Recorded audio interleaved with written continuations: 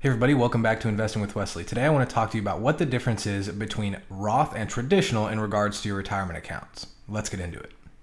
So first off, guys, I don't want to bore you with IRS codes, regulations, and that kind of stuff. So the general gist when comparing Roth to traditional is that a Roth designation, whether it's an IRA or a 401k or a 457, no matter what retirement account you have, if you have the Roth designation on your retirement account, that means your money is growing tax-free. And assuming you take it at age 59 and a half or later, all your gains that you've growed throughout the years of saving for retirement, you don't pay taxes on any of that. Now, as far as putting money into your retirement account per month, the Roth designation uses after-tax dollars to invest with. So you can think of it like this. The money you've put in there has already been taxed. Therefore, when you retire and reach retirement age of 59 and a half or later, you don't pay any taxes on that because you already paid them. On the other side of the comparison is your traditional account. Now, just like before, you could have traditional IRAs, traditional 401ks, 457s. You could have a variety of different traditional accounts. But traditional generally means that you're using pre-tax dollars now and deferring paying taxes until you retire. It's almost like the exact opposite of a Roth. Now, because you don't get the benefit of having tax-free money when you retire, you do get the benefit of being able to write off all your contributions every year as a tax deduction. So if you had a Roth IRA as an example and you put $600 in every year, you don't get any tax advantage strategies every year, but when you do retire, whatever your large balance is completely tax-free. But if you were in a traditional account, it grows tax deferred, but the $600 you put every year as an investment is a tax deduction to whatever you owe in taxes. Now, as a financial advisor, it's my job to get you the best bang for your buck possible, and that all starts with learning about where you are financially. For an example, there are some more advanced methods that allow you to have annual deductions like a traditional works, but also have tax-free income when you retire. Now, like I said, this is an extremely expensive and advanced strategy, and it doesn't really fit the demographic of your middle-income family that's saving for retirement. Now, when it comes to Roth and traditional is the basic designated setting for all retirement accounts. If you open one up and don't specify you want a Roth, they're automatically going to give you traditional. And this is because most people want the tax advantages and tax write-offs of opening a traditional, and there's income limitations to having a Roth. If you make more than a certain amount in a year, you no longer qualify for the Roth designation and you have to go traditional. So when you sign up for a retirement account with a financial institution, just know that you have to ask for Roth if you qualified. Otherwise, they'll automatically send you as traditional. Now, if you had to ask me, I think they're both equally important, and it just depends on what kind of investor you are. If you're the kind of investor that just wants to park money away and potentially put it in a good mutual fund that's diversified or maybe an index fund and set it and forget it, then Roth or traditional would be best. If you're a real estate investor or someone that handles their investments with a large amount of leverage, then I would recommend using a self-directed Roth IRA. Now, a self-directed Roth IRA is exactly what it sounds. It's a Roth IRA retirement account that you are in complete control of where the money in that account goes and how you invest that money. Now, you might be able to come up with a solution yourself on how a self-directed Roth IRA would extremely benefit a real estate investor because they can leverage whatever money is in that IRA towards their next real estate deal. And whether it's a flip or buy and hold and renting, the property is being controlled by your Roth IRA. So in the future, when you go to sell for your profit and all the money you've collected through rent over the years of you holding it, all of that is considered tax-free gains. But on the flip side of things, a traditional would be better if you were your own business owner, an entrepreneur, or your income is just extremely large. So you would need more options to put your money away into different accounts.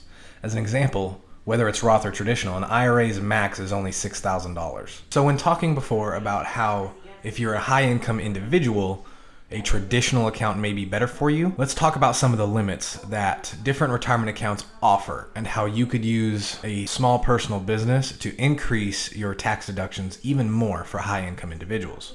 Now, if you have an IRA, whether it's Roth or traditional, your annual contribution limits are $6,000 plus an additional $1,000 per year if you're age 50 or over and part of the catch-up program. If your employer offers a 401k program, then your annual limits on that are $19,500, plus an additional $6,500 if you're 50 or older and playing part of the catch-up program. Now, if you work for the government or a nonprofit, you may have access to things like a 457B or a 403B retirement program.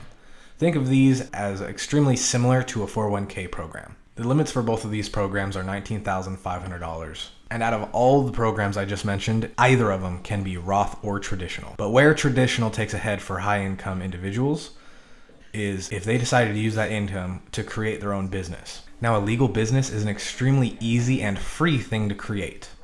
All you have to do is go onto the IRS website and apply to create an EIN number. That stands for Employer Identification Number. You don't need to spend money creating an LLC or a C or S Corp. You don't need any of that. If you're creating this business entity for the sole and only purpose of having retirement accounts, then it's as simple as creating a sole prop business and using the EIN number that's given to you by the IRS to create even more options with your retirement account. So if you had an EIN number, you could also potentially qualify for a simple IRA and a SEP IRA. Now, simple IRAs can only be taxed as a traditional account. They don't have a Roth designation. And SEP IRAs act very similar to a pension program, with an additional $3,000 if you're age 50 or over and participating in the catch-up program. Now, there's some even bigger benefits when it comes to which retirement account designation you fall under. As an example, if it's designated as traditional, a 457 and a 403b, you take your money at age 50 and not have to wait till 59 and a half like a 401k or an IRA. Now, if you're a very high income individual and can afford to max out all of these accounts, then you're probably more worried about taxes than tax-free growth. So let's say we took all these generic accounts, including creating an EIN number for free and creating a simple IRA for yourself. How much tax deductions or tax savings could you get every year if you maxed out every account each year? Now, adding all these up without using any sort of catch-up program and just using the basic limits, if you did traditional on every one of these accounts, you'd have tax savings each year of $72,600. That would make an extremely huge difference if you were part of the higher tax bracket and looking for tax savings. So let me put those tax savings in perspective for you. If you were single and in any given year earned $163,301 in that year, you would be taxed at a 32% tax bracket just for feds alone. And depending on what state you're in, you may be taxed additionally for certain state income taxes. But if you used that income you received and maxed out all these accounts, so you had a total of $72,600 worth of tax deductions, the IRS would treat you as if you only made $90,000 or so and lower you to the 24 percentile tax bracket. That's a savings of 8% in taxes that go back into your pocket every year just by putting money away for your own future. And obviously, if you donated to charity or did other kinds of tax advantaged programs, you could lower that amount even more. But strictly speaking, just by maxing out every traditional retirement account that you can access, you save 8% in taxes, which if you're in a giant tax bracket, that is a huge amount of savings. On the flip side of things, if you're an average middle class earner, then maxing out every available traditional retirement account probably isn't in the cards for you. In this case, I would choose a Roth. Because you could be lower income now, but with the right budget and investing techniques, when you retire, you could be in the top 1% and it's completely tax-free. So whether you're lower income or higher income, I encourage you to find a really good CPA or tax attorney and consult them about which option is better for you. Because as mentioned earlier, the advantages are great either way of the spectrum you go. But what gives you the best bang for the buck is all dependent on how you manage your money. Hey guys, thank you for watching. If you found this video insightful and want to next level your money game to learn more, then click one of these two videos because in those videos we talk all about that. Until next time, have a great day.